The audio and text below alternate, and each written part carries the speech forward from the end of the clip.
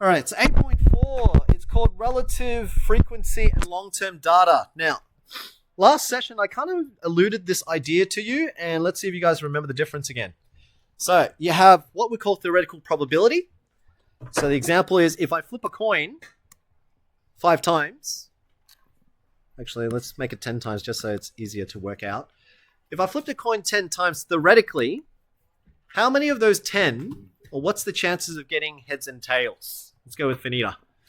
If I flipped a coin 10 times, so coin, I flip it 10 times, what's the chance of getting heads or tails? 5 out of 10.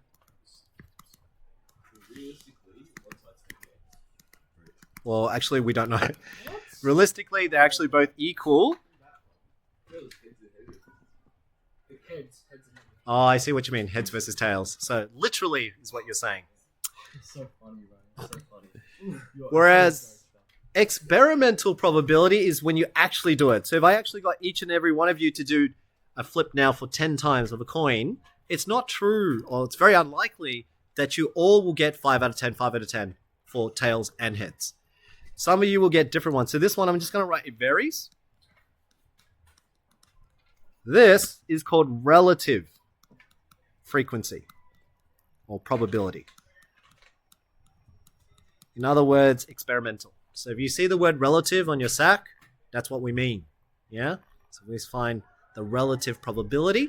If we ask what theoretical probability, this is the theoretical probability. If we don't ask for it, then very likely you're just going to use the data and you have to decide, is it theoretical or experimental? Yeah?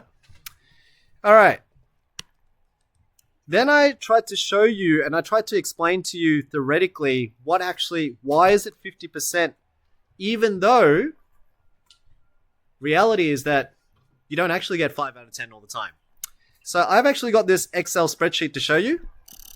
Notice on the Excel spreadsheet, that's a total of 5 coins. I got Excel to randomly choose heads or tails, and it got me 2 heads and 3 tails. Percentage worked out to be 40 and 60%. Adds up to 100% in total. This is what it looks like on the chart. Okay, now let's test your memory again. What is the reason as to why it should actually be 50-50? Because right now, clearly it isn't. But why do we say theoretically it will be 50-50? Because there's only 2 options they can run on. So the question is, in the real world, does it actually ever become 50-50? And I'm going to show you, I created an Excel to do hundreds of thousands of numbers, and it will show you the logic. I want you to figure out why this happens. Because then that's how casinos work. They rely on this concept. So I'll show you what I mean.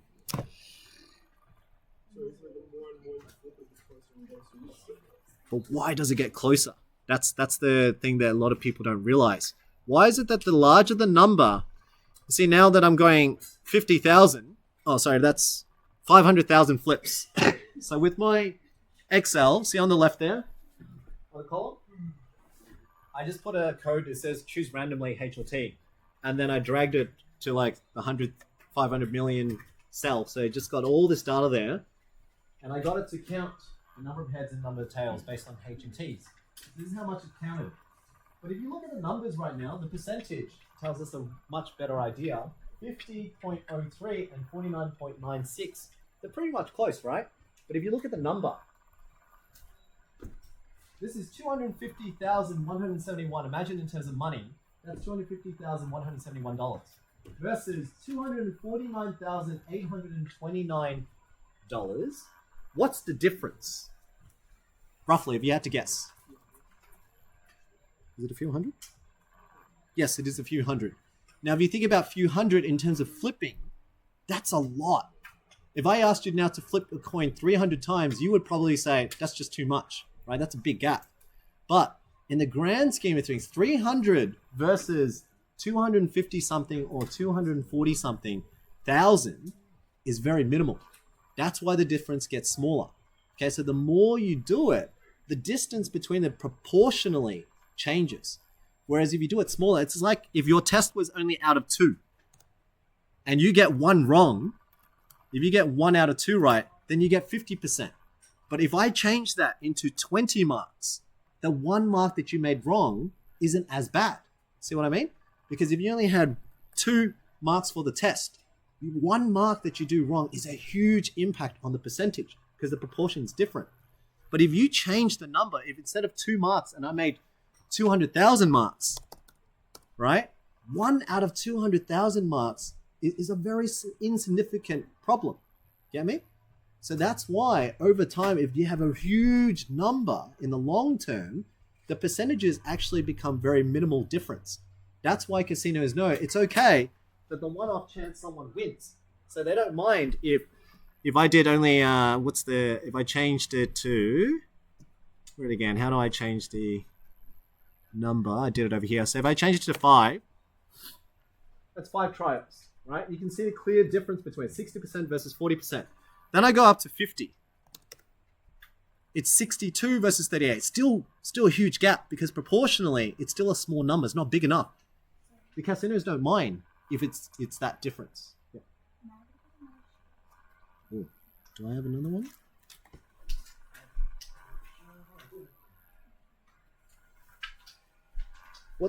What you see is 50 in the long term.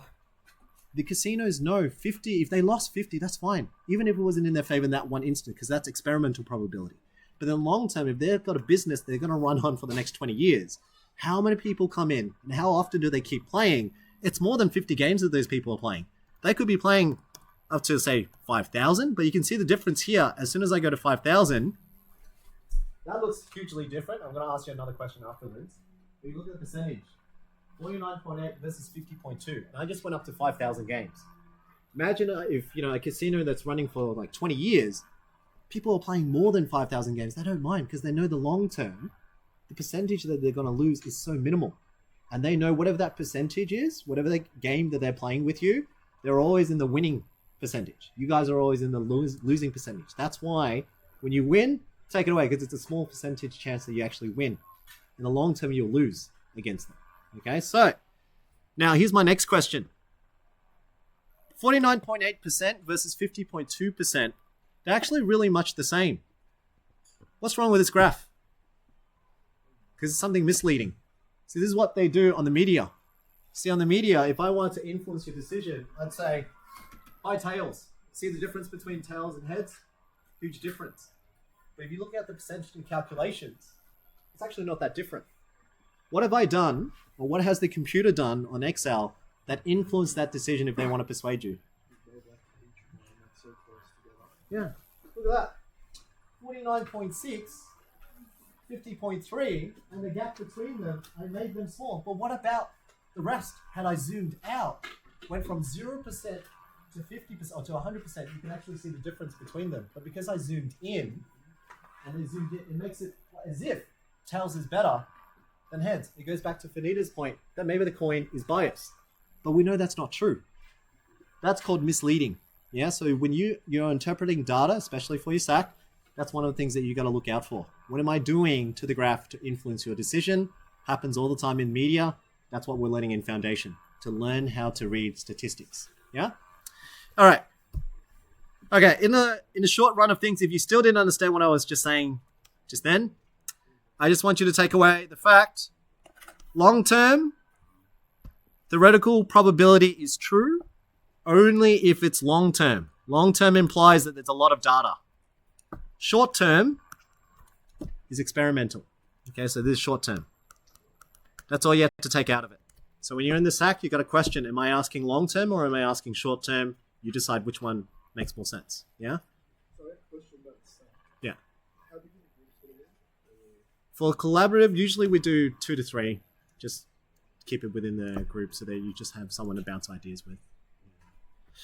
All right, flip over the next page because the next page is literally the practice. And this one you should be able to answer now. So these ones are pretty straightforward, intuitive. Let's have a read of the scenario. Here we go. In a recent election, there were 4 candidates. Fanita boys in the back. Here we go. During a telephone poll conducted a week before the election, 500 randomly people have been selected. Out of those, they put in their preferences for the 4 candidates, and here are the results. So for Joe, he got 115 votes. Phoebe got got 168, Ari got 145, and Dave got 72. If I asked you the first one, estimate each candidate's probability of winning. What's the probability of Joe winning? How would you do this? Because this could be a similar scenario that I might give to you in the SAC. And I don't want you to get scared just by reading the question. Go, oh, I have no idea what he's talking about. I actually want you to just think, how would you find the chances? You got 4 people, you know the number of votes. There are 500 people that were selected. So how would you find the chance of Joe winning? So don't get scared when you see these kind of questions. Just think about it logically.